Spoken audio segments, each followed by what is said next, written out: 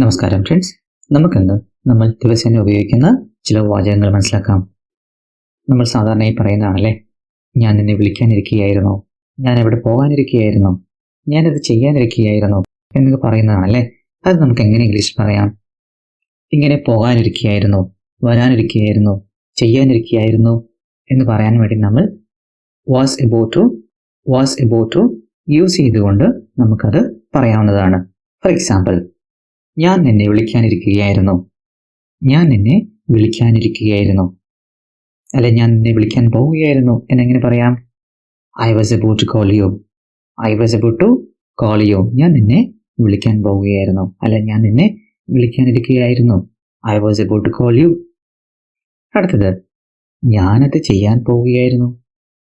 എങ്ങനെ പറയാം? ഞാനത് ചെയ്യാൻ പോവുകയായിരുന്നു, I was about to do that, I was about to do that. ഞാനത് ചെയ്യാൻ പോവുകയായിരുന്നു. അങ്ങനെയെങ്കിൽ ഞാനിപ്പോൾ പോകാനിരിക്കുകയായിരുന്നു എന്നെങ്ങനെ പറയാം? ഞാനിപ്പോൾ പോകാനിരിക്കുകയായിരുന്നു, I was about to leave now, I was about to leave now, I was about to leave now. ഞാനിപ്പോൾ പോകാനിരിക്കുകയായിരുന്നു. അങ്ങനെയെങ്കിൽ അവൻ അവിടെ പോകാനിരിക്കുകയായിരുന്നു എന്നെങ്ങനെ പറയാം? അവൻ അവിടെ പോകാനിരിക്കുകയായിരുന്നു, he was about to go there, he was about to go there. അവനവിടെ പോകാനിരിക്കുകയായിരുന്നു, he was about to go there. അവനവിടെ പോകാനിരിക്കുകയായിരുന്നു. അങ്ങനെയെങ്കിൽ ഞാൻ അവിടെ ജോയിൻ ചെയ്യാൻ പോവുകയായിരുന്നു, അല്ലെ ഞാൻ അവിടെ ജോയിൻ ചെയ്യാനിരിക്കുകയായിരുന്നു എന്നിങ്ങനെ പറയാം? I was about to join there, I was about to join there. ഞാൻ അവിടെ ജോയിൻ ചെയ്യാനിരിക്കുകയായിരുന്നു. അവൾ നിന്നോട് സംസാരിക്കാനിരിക്കുകയായിരുന്നു എന്നെങ്ങനെ പറയാം?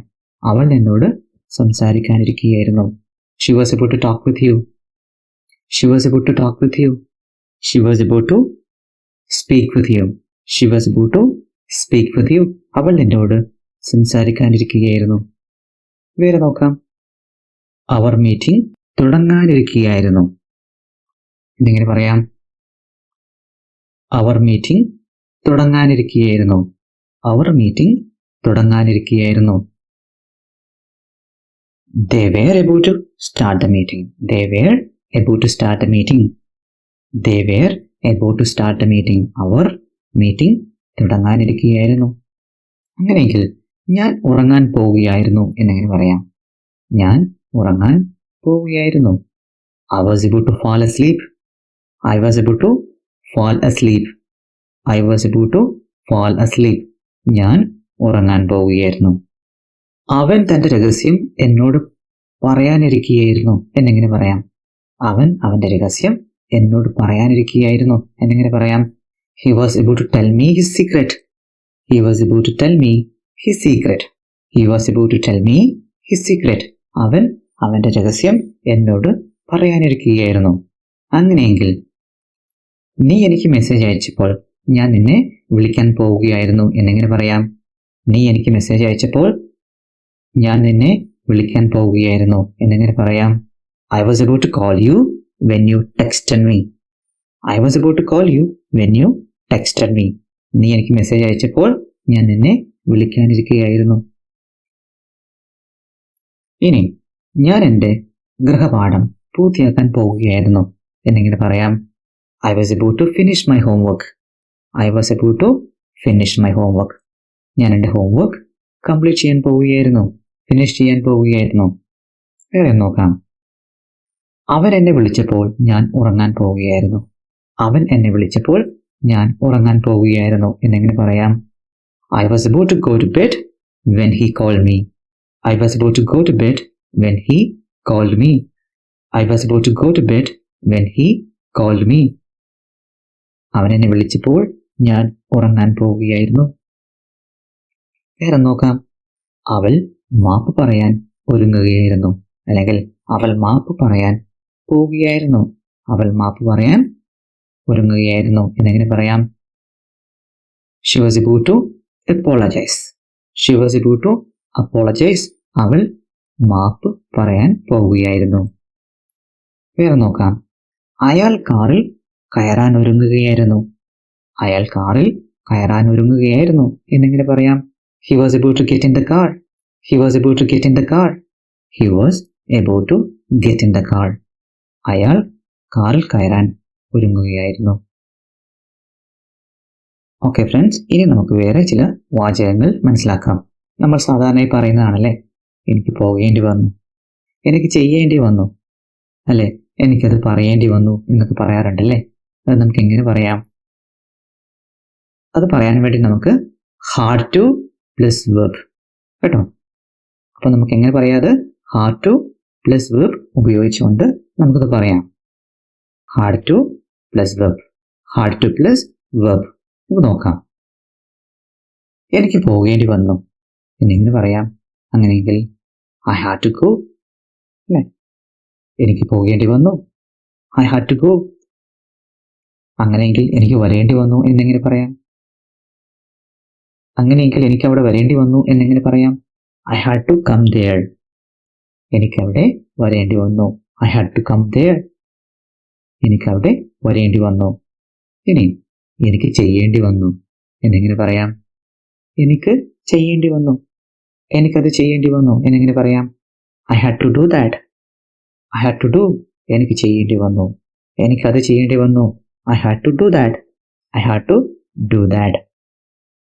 അങ്ങനെയെങ്കിൽ അയാൾക്ക് പോകേണ്ടി വന്നു എന്നെങ്ങനെ പറയാം? He had to leave. He had to leave.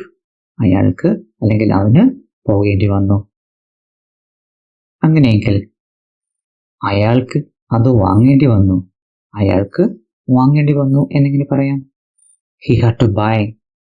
He had to buy. അയാൾക്കത് വാങ്ങേണ്ടി വന്നു, he had to buy that. അയാൾക്കത് വാങ്ങേണ്ടി വന്നു. വേറെ നോക്കാം. എനിക്ക് ഉപേക്ഷിക്കേണ്ടി വന്നു, എനിക്കത് ഉപേക്ഷിക്കേണ്ടി വന്നു എന്നെങ്ങനെ പറയാം? I had to give up. എനിക്കത് ഉപേക്ഷിക്കേണ്ടി വന്നു, I had to give up that. അല്ലെങ്കിൽ എങ്ങനെ പറയാം? എനിക്ക് ഉപേക്ഷിക്കേണ്ടി വന്നു എന്നെങ്ങനെ പറയാം? I had to give up. I had to give up. വേറെ നോക്കാം. എനിക്ക് എൻ്റെ മീറ്റിംഗ് റദ്ദാക്കേണ്ടി വന്നു, എനിക്ക് എൻ്റെ മീറ്റിംഗ് ക്യാൻസൽ ചെയ്യേണ്ടി വന്നു എന്നെങ്ങനെ പറയാം? I had to cancel my meeting. I had to cancel my meeting.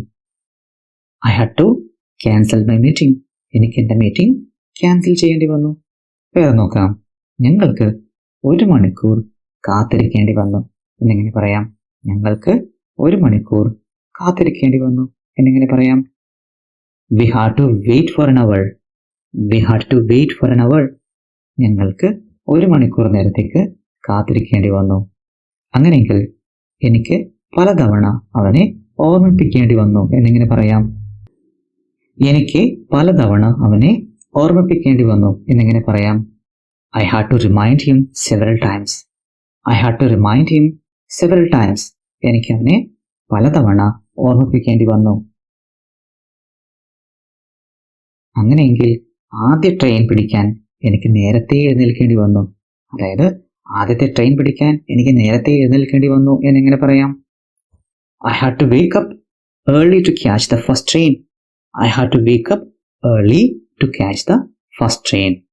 I had to wake up early to catch the first train. എനിക്ക് ആദ്യത്തെ ട്രെയിൻ പിടിക്കാൻ വേണ്ടി നേരത്തെ എഴുന്നേൽക്കേണ്ടി വന്നു. ഓക്കെ ഫ്രണ്ട്സ്, അപ്പോൾ ഇന്ന് നമ്മൾ പഠിച്ച വാചകങ്ങൾ നിങ്ങൾ ദിവസേന ഉപയോഗിച്ച് പ്രാക്ടീസ് ചെയ്യുക. We'll see again with another video. Thank you.